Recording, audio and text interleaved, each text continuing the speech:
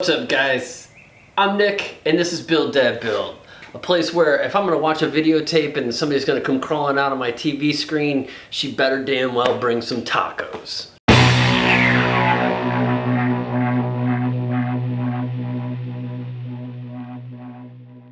Alright guys, ever since I went full-time in the shop, I haven't been able to wear my wedding ring because I'm afraid it's gonna get caught on something or rip my finger off or de-glove. Look that up when you get a chance, kids. My wife and I have been looking at different kinds of rings to use in lieu of our metal wedding bands. And recently, my Instagram feed has been flooded with this ad for a drill bit that's supposed to cut rings out of wood. It's supposed to drill the center of the ring out and the exterior and just leave you with a round ring, similar to like something that you would cut plugs with.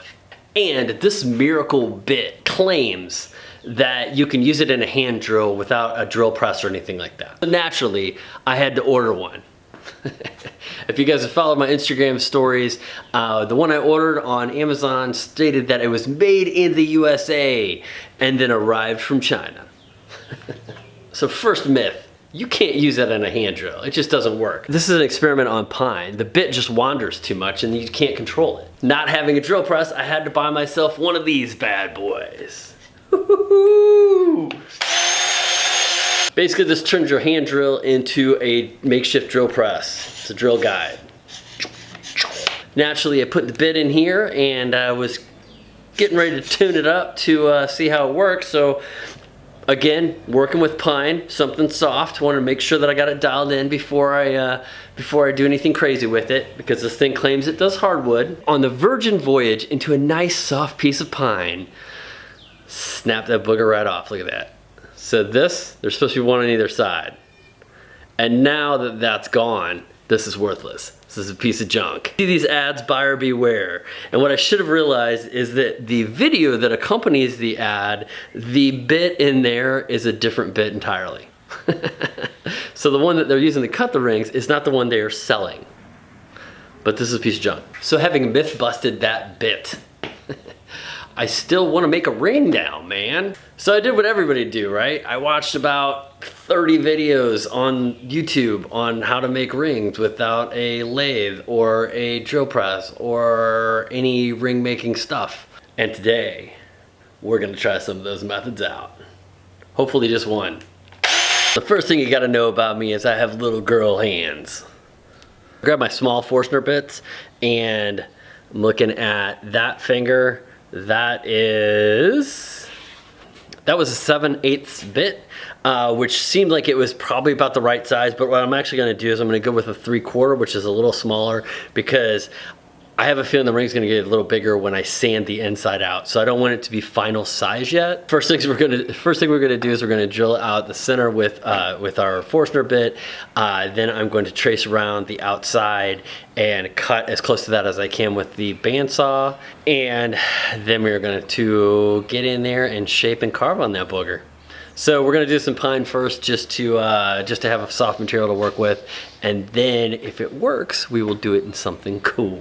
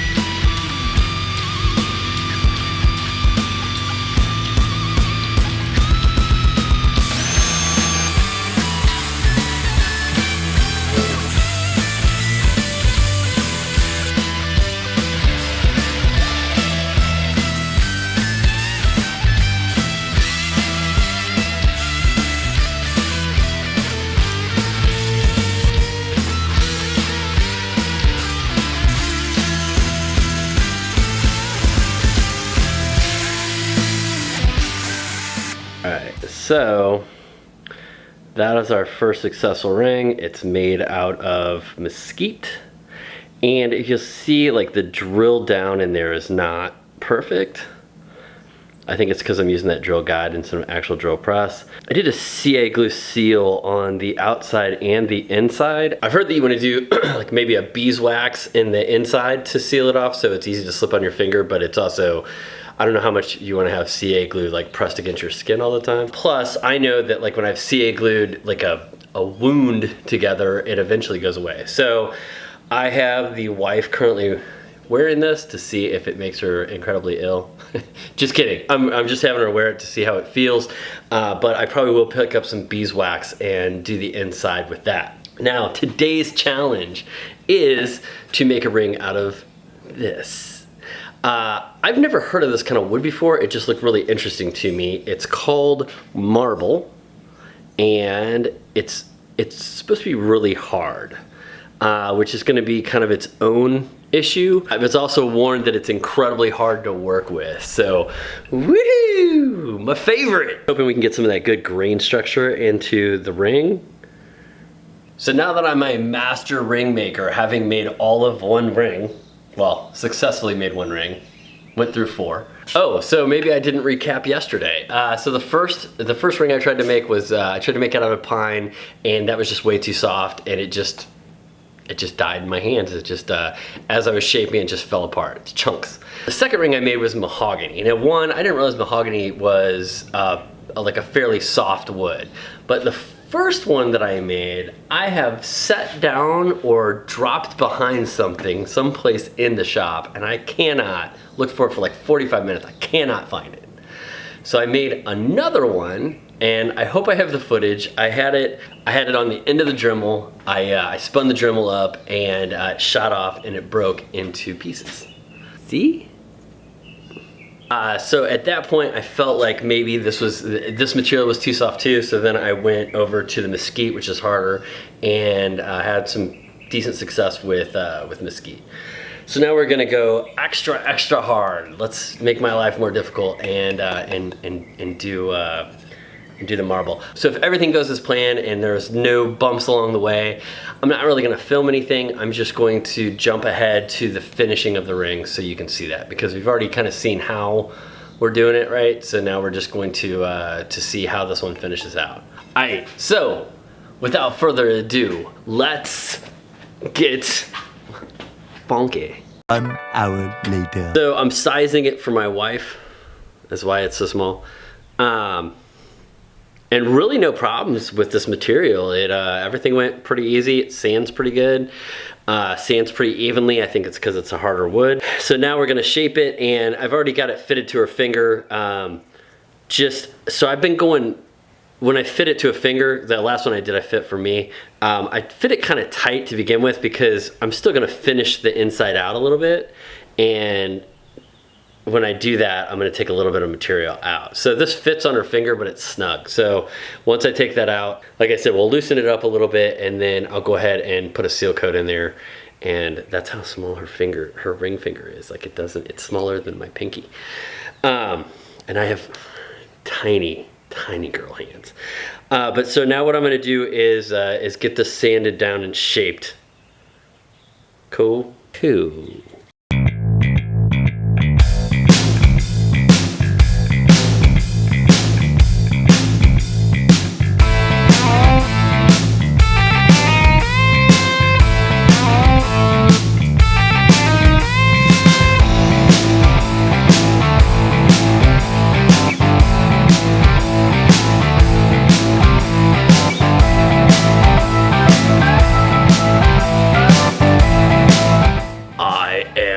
Inevitable.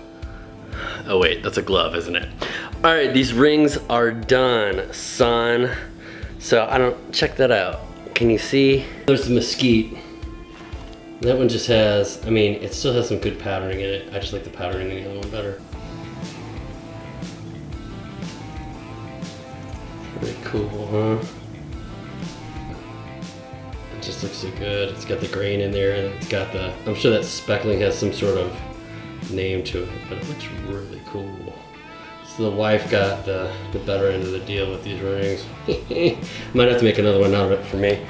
So as far as finish goes, I did end up just using CA glue. The more research I did on YouTube, a lot of guys are using CA glue. It's just that you have to apply quite a bit of it. So those rings on the outside have 10 coats of CA glue. Originally, I had put like 2 coats on the first ring and just normal wear and tear, like washing your hands and stuff like that, took the finish off. So I think 10 coats should be pretty good. That seems to be kind of the amateur industry norm, but like so far so good. They look pretty good right now. Hopefully they stay that way. If not, I will either reapply some CA glue or maybe look into some other finishes. If you guys out there make rings, have made rings, let me know in the comments if there's a different kind of finish you can put on them, or if there's a way you finish the inside, because I just did CA glue in there as well. Let me know, man. I've heard beeswax. I think I mentioned that earlier. I didn't have access to beeswax with the whole social distancing, stay home thing. So I used what I had. It's not even really that hot. It's just like, I'm in Houston and it's just super, super humid. So I'm sweating balls. I just want to say thank you to my patrons out there. You guys are going to be responsible for a new GoPro that I've been needing for quite some time now. I'd also like to welcome Brian Young to the fray. He is our latest Patreon. And as always, Stephen Mann. You know why. But guys, thanks for watching. If you like this video, drop a like down below, subscribe if you haven't. If you want to see more ring videos, let me know. The process was pretty cool. I will probably do some in the future if there's interest. It was definitely a cool experience. I invite you all to run out and make the cheapest wooden ring you can. Honestly, what took the longest for me was the finishing, because you do a coat of CA glue, let it dry, do another coat of CA glue, let it dry. The other thing was, the way I had mine rigged up is I had to do the edge of this ring. I don't know, like, this is pointless to even try to show you, but this ring is thicker than the other one. I had to do the edge of the ring separate with the CA glue, so that was like an extra step that if I would have, if I could come up with a fancier rig that I wasn't worried about sticking the ring to the painter's tape, it probably would have been a little easier. Anyway, I'm taking too much of your time. Guys, be well, social distance if that's still a thing when you're watching this video, and until next time, Clinkies. I gotta get to work.